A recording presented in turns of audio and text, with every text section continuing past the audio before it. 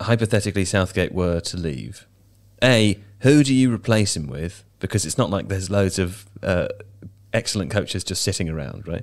And B, given how little time a coach really has with an international team, what do you think the expectations should be in terms of the style of football that England play? Because John makes a fair point. They do have a large number of very talented players. And those players are really young as well. So this Yeah. team, I feel almost not strongly enough about Southgate and like whether he should go or stay. I don't really know.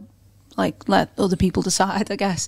But I just feel like he's built this togetherness, but this squad is young and is going to go forward. And, you know, this is probably England's best performance at a major tournament that I've ever seen, and probably for a long time.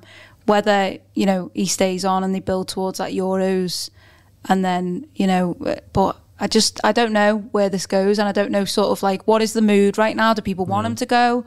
Do people want him to stay? Like, I just don't know. He's not someone that would massively inspire fear into opposition. I don't think France tonight would be thinking like, oh, tactically England are going to like do something crazy, or I don't think he's that kind of manager that you necessarily, if he's a manager at a club and, you know, your team are playing against him, I don't think you massively go, oh no. But he's done such an amazing job with this England team, so you kind of wonder who gets the job after him, and what kind of manager do they go for? Do they go for someone, you know, who plays a little bit more attacking? Or I feel like a lot of people will feel this way right now, like kind of like, where do they go? What happens next? It's interesting because also to Kiefer's point of where do they go, it's not like it was in the past when, you know, the England job was a kind of coveted job, and that you might be able to go to the first division and offer it to any of the managers there and they would step it up. It's definitely a lesser job. Like, you know, I remember thinking a year ago, well, Graham Potter would be a good English manager, wouldn't he? Because, you know, why not, right? But like, Graham Potter is now the Chelsea manager, and you have to be honest, like, taking the England job, particularly if you are not English and therefore you don't have like necessarily a fandom of the team, it's not even a step down, it's a step into a different dimension, right?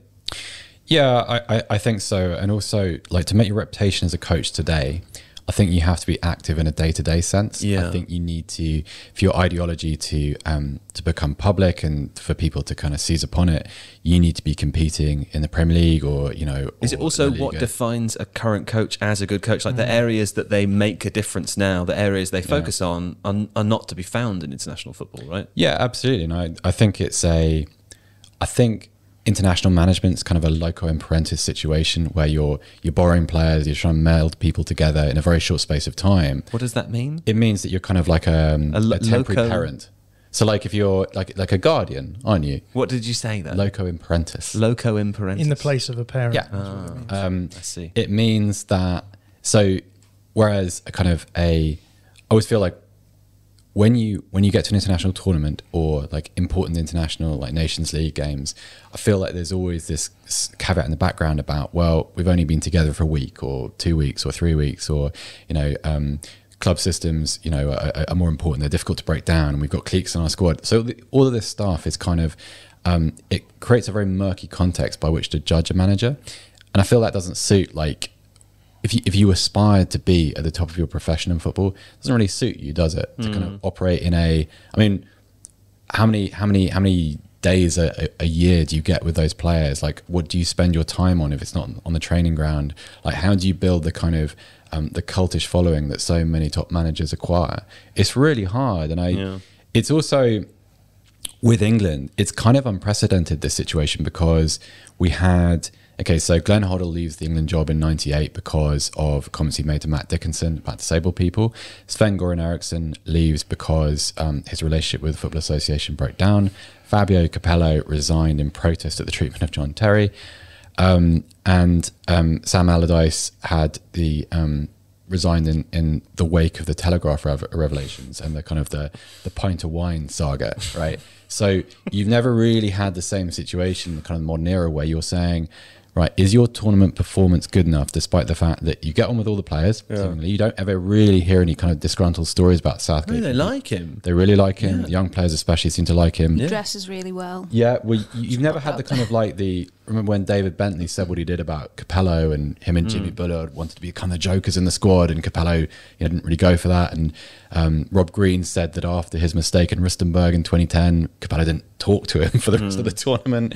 Like, so you never had that stuff. Whereas Southgate, he's liked, people respect him within the squad. The players seem to really enjoy working with him.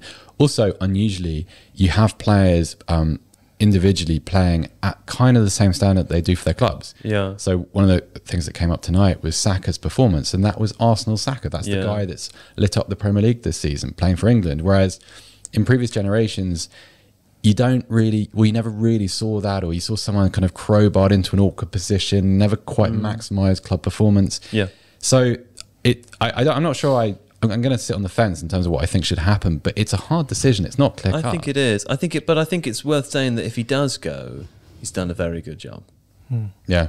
I mean, you know, a final, a semi-final, a quarter-final in 3 tournaments. Like, for England, that's good, isn't it? We've talked about high floor, low ceiling teams, and I feel like that's what Southgate has made England, and that's not to be sniffed at. It feels as though England have gone as far as they probably could in most tournaments. So, like, if you look back on it and say, okay, you're going to lose to Croatia in the semi-finals, you're going to lose to Italy in the final, you're going to lose to France in the quarter-finals, people will say, you know, well, that's all we expect from this manager and this team every time. The big question is, like, would a different manager have taken them further in one of those tournaments? And I mean, it's a counterfactual, we'll never know, but that's always why there's going to be debate about Southgate, because there always is going to be people who think that that's possible. But I guess the point I wanted to, we kind of made this a few days ago on the podcast as well, is that they have the same debate in France, right? With the exception of the fact that they won the tournament in 2018. They're having the same debate in Brazil right now. With Chichi, they have the same debate all around the world. Often you have it in a little echo chamber, and it feels like you're the only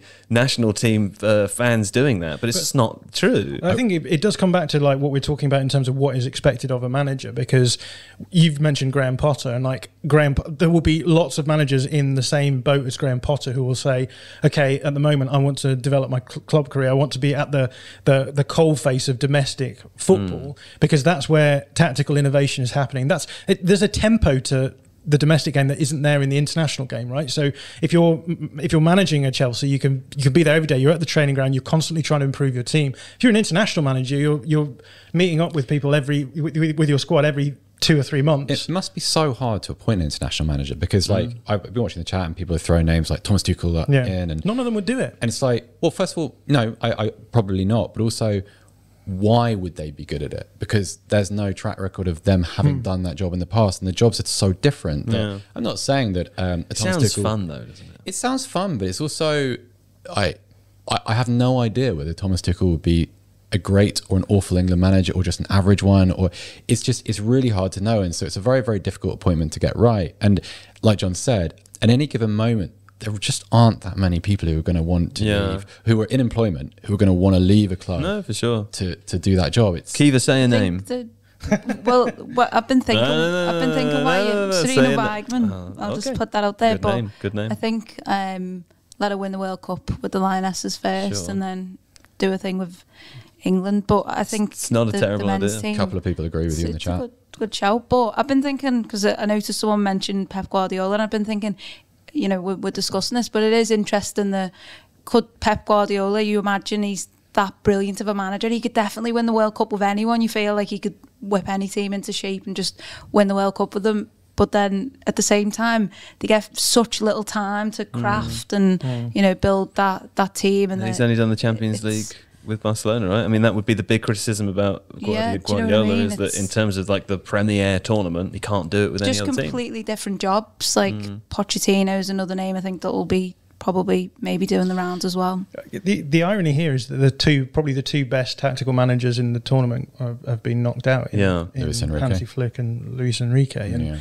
again, that's like I talked about England being maybe like a high floor, low ceiling team, but you feel like with Spain and Germany, they're high ceiling, maybe low floor teams, and that's the issue, right? If you can't get your team through those lower rank games where you're going to play against sides who are just going to sit deep and cause you problems, then it doesn't matter. Like, you can maybe either of those two teams, if Spain had got through past Morocco, if Germany had got through into the knockout stages, they could still be in the tournament right now. We would probably be talking about them as the favourites. But because they couldn't break down those lower blocks, because they didn't have the time to be as tactically, subtle as you might need to be at that level, then it doesn't work. Triffin Tart in the chat says, international football shouldn't have managers, just let the 26 players figure it out. I quite like that idea. Fun, yeah, that is so fun. I quite like if you had one World Cup where there were no coaches allowed, no managers, only players. Imagine the power dynamic, the power struggles. Can you imagine the controversies? 32 episodes of Succession. Yeah. I'd love it. Ronaldo technically is the Portugal manager anyway, right? I think that is how it works, yeah. If you liked today's video, please consider subscribing to the channel. And if you did like it, you might be interested in How to Watch Football, Tifo's illustrated book. It's 52 rules for understanding the beautiful game on and off the pitch, and it is the perfect holiday gift. How to Watch Football is out now in stores and online. See the link in the description to find out more, and thank you for watching today's video.